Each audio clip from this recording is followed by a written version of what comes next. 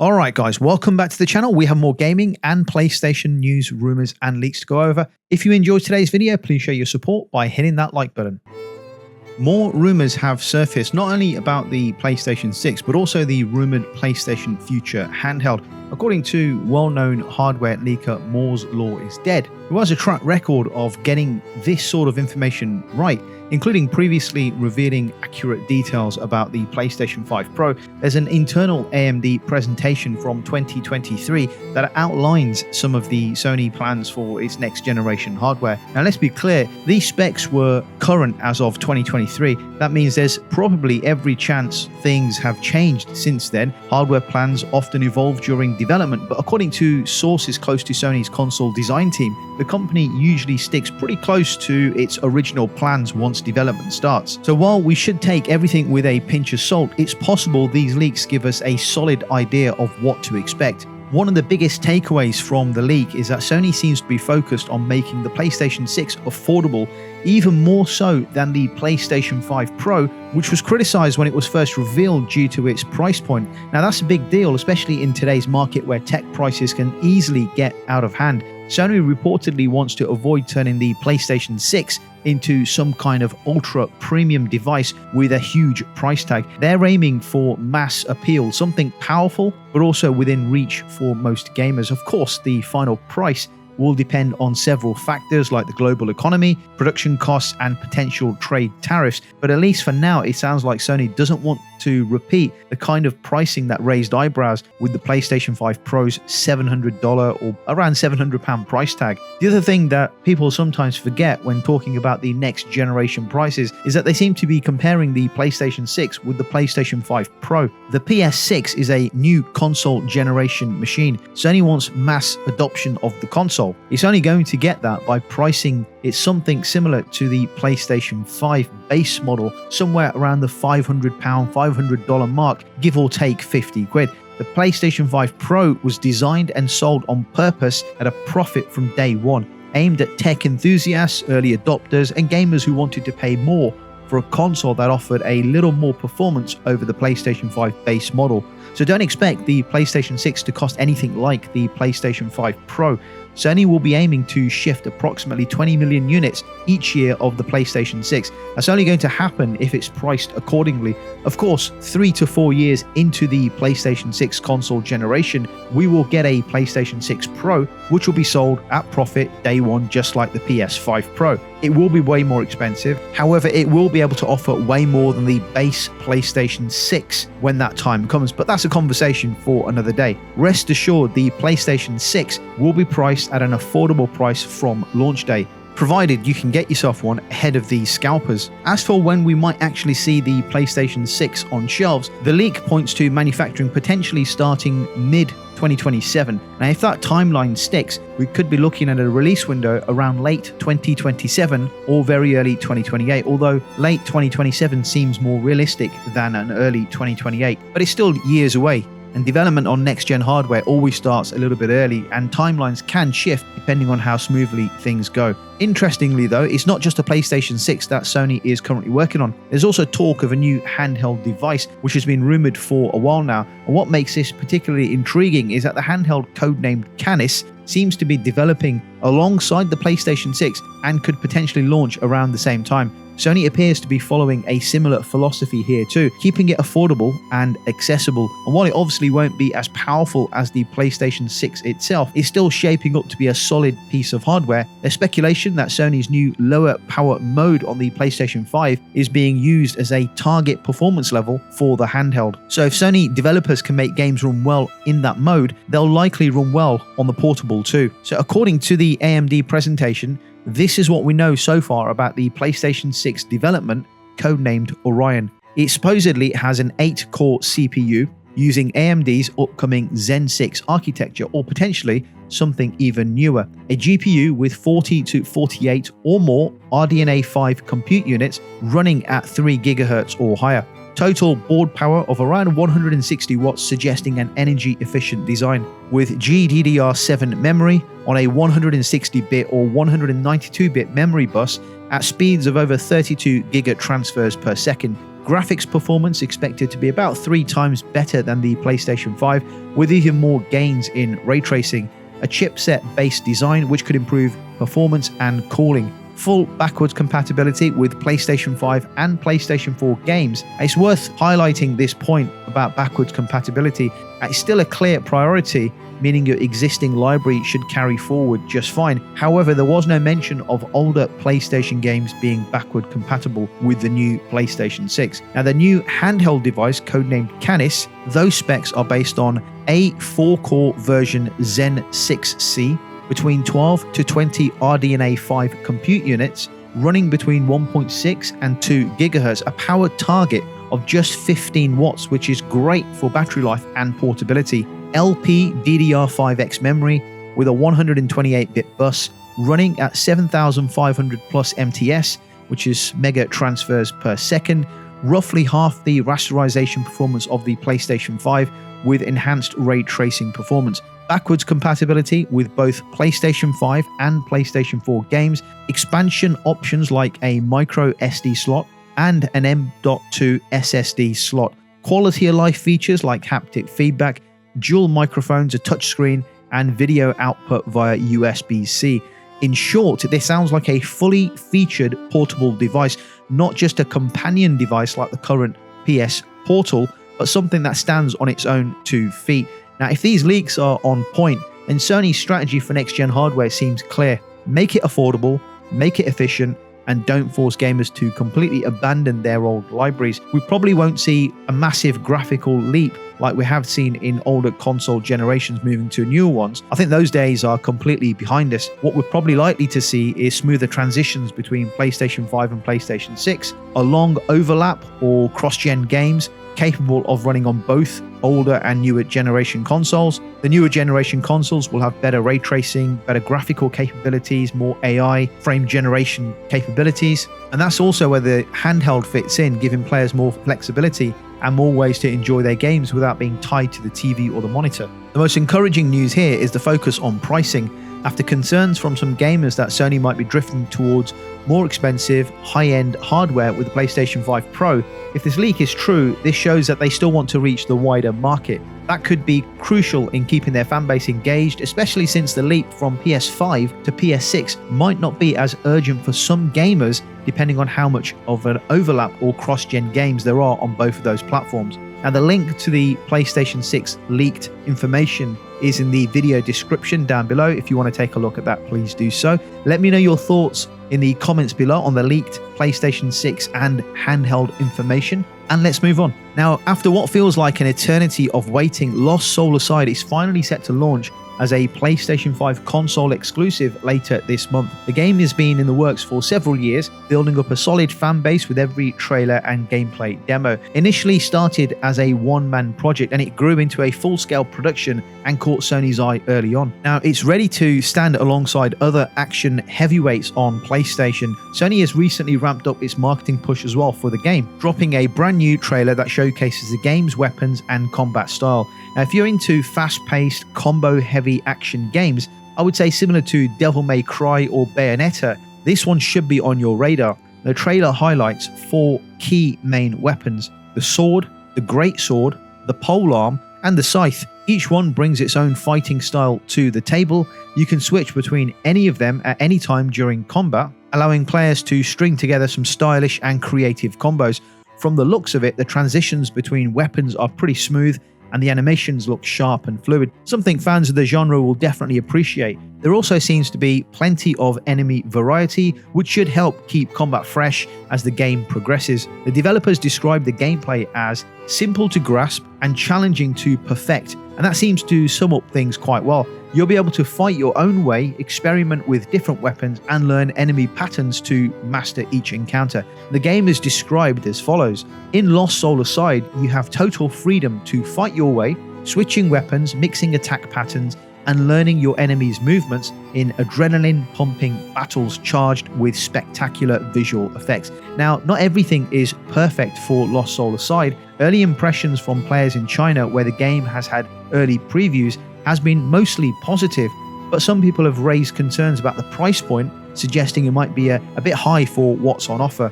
Whether or not it delivers enough content to justify the cost remains to be seen, but gameplay-wise, it looks pretty decent. It looks like it's going to be a strong PlayStation 5 console exclusive. It looks like a pretty decent game to me. It's on my radar. The only problem I have is the packed launch lineup of games over the next 2 to 3 months. So for me, unfortunately, this is going onto my backlog for now. So I'll be busy playing the Mafia and then Metal Gear Solid, going straight into Ghost of Yotai, and then probably Battlefield 6. So if I get a chance, I'll play it this year. Otherwise, it's on my backlog and it goes into maybe early next year. Guys, let me know your thoughts on Lost Soul Aside, and let's move on. And while Lost Soul Aside is getting ready for release, another major title set to launch on PlayStation in early 2026 is Starfield. Originally released for PC and Xbox in 2023, the game was a big move for Bethesda, marking their first new universe in over 20 years. At launch, Starfield was exclusive to Microsoft's platforms, but since Microsoft have pretty much gone full third party, rumors have been circulating that a PlayStation 5 version might be on the way. Now, a new report from MP First claims that Starfield is indeed planned for PlayStation 5. According to the sources at the site, PlayStation players might have to wait until spring 2026 to finally get their hands on this game. That would put the PlayStation 5 release right alongside Starfield's second expansion and a batch of quality of life improvements. The report also mentions that we shouldn't expect any announcements about Starfield at Gamescom later this month. So if you were hoping for a surprise reveal of some kind, you might have to dial back those expectations, at least for now. It's worth noting that while nothing has been officially confirmed by Bethesda or Microsoft, these rumors do line up with what's been reported from many other leakers. Earlier this year, well-known industry insider Nate the Hate suggested Starfield was still coming to PlayStation 5, but the timeline had been pushed back. The Verge's Tom Warren had also mentioned a possible late 2025 release, so it seems like the plans are still moving forward, just a little bit slower than some had expected, and it seems like the game is being lined up to hit PlayStation 5 at the same time as the second expansion or the second DLC, which kind of makes sense, right? One interesting clue that fueled the fire was when fans noticed the Starfield logo appearing on a new game creation page, a sign that developers might be laying the groundwork for a broader rollout. As with any rumor, things could always change, and game development is full of moving parts, especially when it involves platform shifts and content expansions. But what we're seeing here is a growing trend where Microsoft is releasing all of its big hitting games to other platforms. I did mention this on a previous video that when Starfield lands on PlayStation 5 with the 2 expansion packs, the PlayStation 5 Pro enhancements, the game also being optimized for PlayStation and available on disc, I'll probably end up picking this up.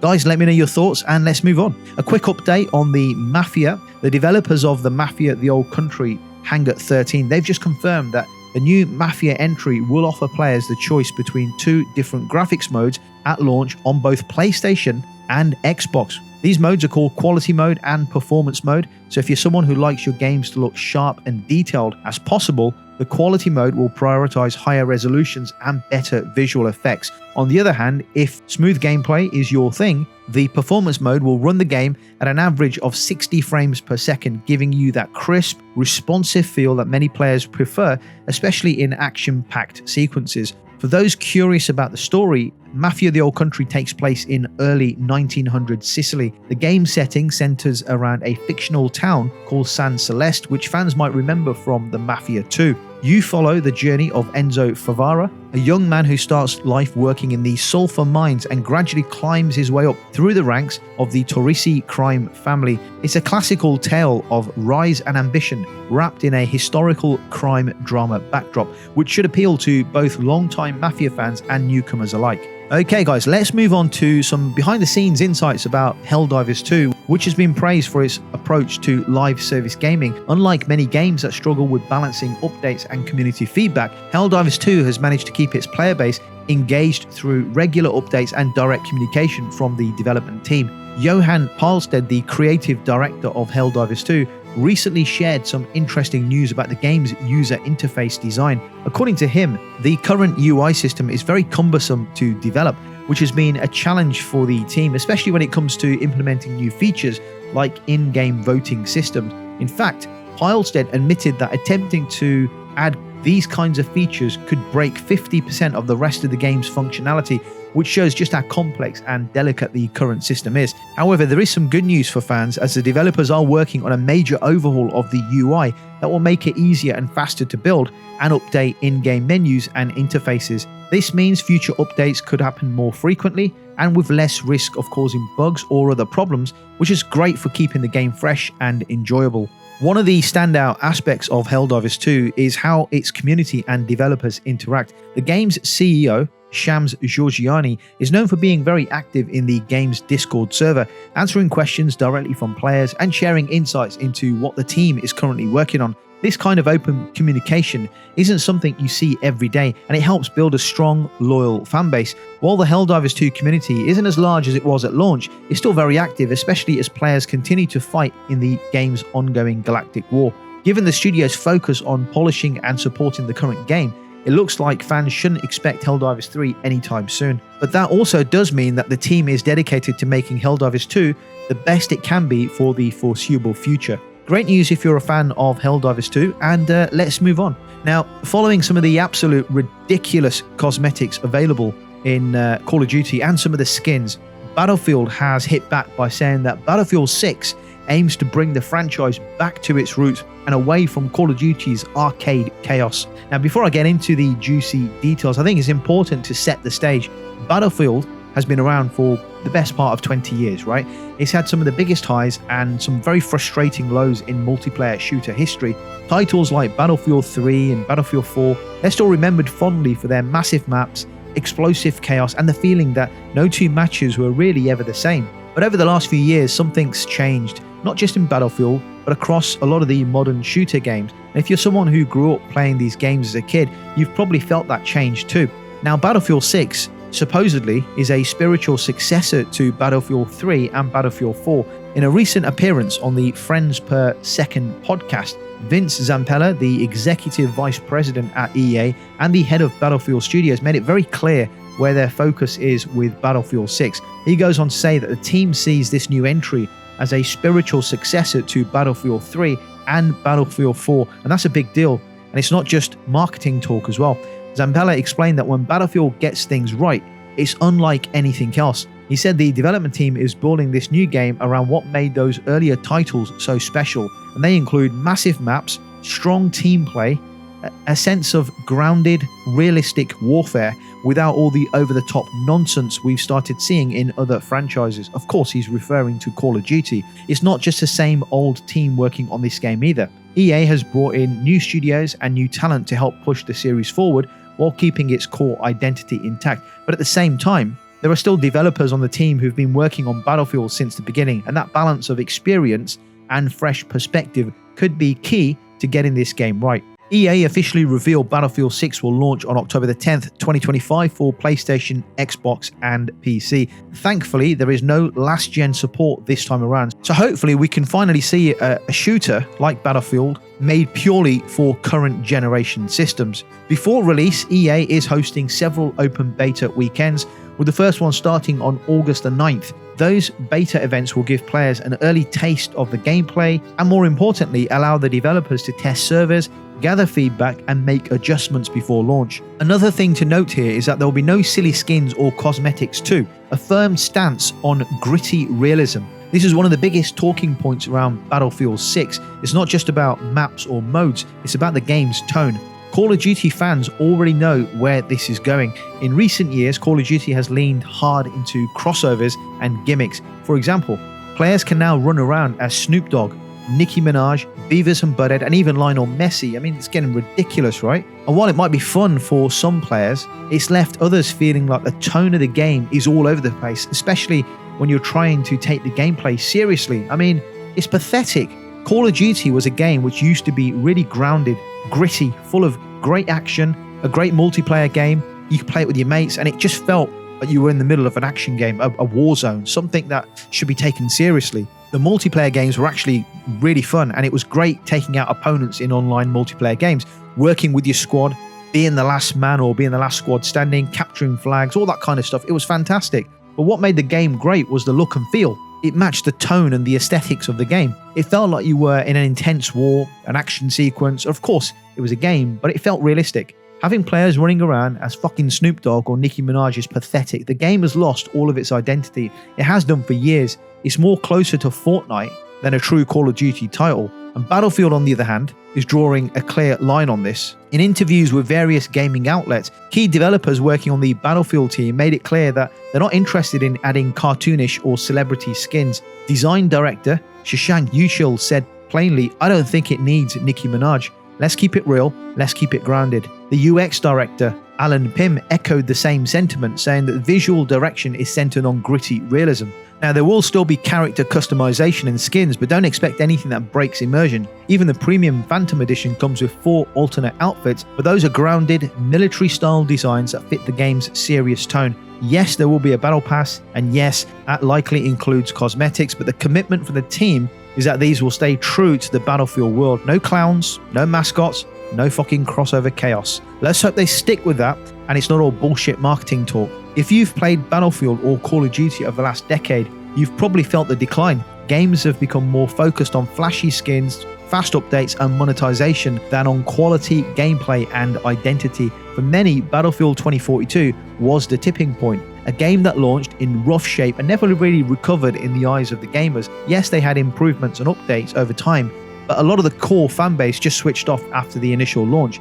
Even Call of Duty, despite strong sales, has faced constant criticism for being too repetitive, no innovation, and is straying far too far away from what made it a popular game to begin with. That's why Battlefield 6 feels like more than just another shooter. It's a chance to course correct, a chance to reboot the FPS genre. It's a chance to bring back the large-scale warfare, the team-based objectives, and the raw intensity that once made the series stand out. Many players miss the days when an FPS felt immersive, focused, realistic, and grounded. When it wasn't about unlocking pink guns or celebrity skins, it was about working with your squad, managing real objectives, and pulling off satisfying wins. And from everything we're hearing so far, Battlefield 6 is trying to bring that back. And fingers crossed it does, because we really need it right now in the FPS area. Guys, let me know what you think. Are you excited for Battlefield 6? Are you cautiously optimistic? Or hell, do you prefer running around with pink guns playing as Nicki Minaj? Anyway, let's move on. According to a recent report from Bloomberg's Jason Schreier, Bioshock 4 is currently facing major issues in development. The game recently failed with what's known as a milestone review, which is an internal check where the leadership at publisher Take-Two and developer 2K Games evaluate progress and direction. And unfortunately, the outcome of that review was not good. After this failed evaluation, major changes were made at the top. 2 key leaders from the game development studio Cloud Chamber, studio head Kelly Gilmore and creative director Hogarth Delaplante, were removed from their current roles and moved on to other positions on the publishing side of the company. While they haven't been fired, it's clear that their leadership wasn't happy with how the game was being developed under their direction. But the changes didn't stop with leadership. The report also mentions that big alterations are being made to the game's narrative, suggesting that the story, which should be a huge part of any Bioshock game, wasn't hitting the mark either. Internal messages from 2K reportedly told the team at Cloud Chamber that they need to be more agile and efficient, and that's corporate speak that usually implies tighter deadlines and maybe even budget cuts, which has understandably left many team members feeling nervous about the possibility of layoffs. Right now, the situation behind the scenes seems quite tense. Developers are working under pressure, leadership has been shaken up, and big parts of the game are still being reworked. Not exactly the smooth progress fans were hoping for. Bloomberg also reports that a remake of the original Bioshock was once in the works, but was then later shelved earlier this year. That's a big deal for longtime fans who are hoping to revisit Rapture with modern visuals and gameplay. Unfortunately, the project seems to have been quietly shut down, likely due to shifting priorities at the publisher. Apparently, Bioshock 4 has been in some form of development since 2015, maybe even earlier. Blimey, that's over a decade of stop-and-start production before Cloud Chamber officially took over the project in 2019. Another studio called Certain Affinity was working on it as early as 2015, according to past reports. But even after the project was handed to Cloud Chamber, it hasn't been smooth sailing. In fact, Bioshock 4 is said to have gone through at least 2 reboots, once in 2018 and again possibly in 2023. The last major sign of activity came in the form of job listings from Cloud Chamber last year, suggesting they were trying to ramp up development again, but since then it's been mostly radio silent, and that silence does speak volumes. For a franchise as beloved and as recognizable as Bioshock, you think we'd have at least a teaser trailer, some concept art, or anything to reassure fans. But the fact that we've seen almost nothing in nearly a decade tells you that things just haven't come together yet. 2K Games did issue a public response to the report. In a statement to Bloomberg, they said, "We are working hard to get Bioshock up for the best possible future. Right now, we have a good game, but we're committed to delivering a great one." They also confirmed the leadership changes, however didn't provide many details or context behind that change. This statement, while professional, is also very telling.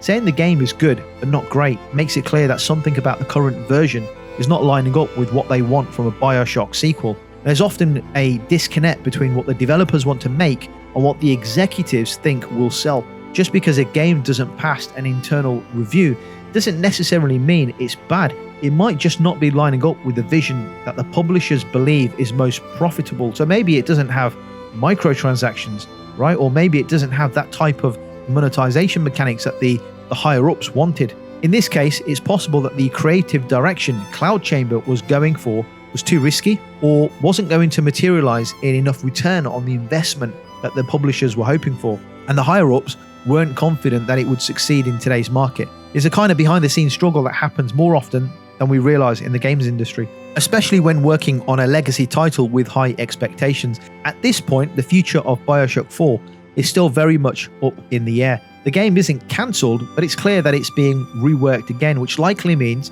we're still years away from seeing anything playable. There's still hope, especially if the developers are given the time and the resources to refocus and rebuild. But with more than 10 years of rocky development, multiple reboots, leadership changes, and internal doubts from the publishers, it's fair to say that this project is in a tough spot. For fans of the Bioshock series, this is really disappointing news. It's been years since we've had a new entry in the Bioshock series, and many were hoping that Bioshock 4 would carry the torch forward with fresh ideas and a worthy story. But right now, it seems like the team is still figuring out what the next chapter should even look like. And with 2K pushing for efficiency, reassigning leadership and hinting at restructuring, the road ahead could be just as bumpy as the one behind. Let's just hope that when Bioshock 4 does finally arrive, it'll be worth the wait. Guys, let me know your thoughts in the comments about the content discussed today, and I'll catch you on the next video.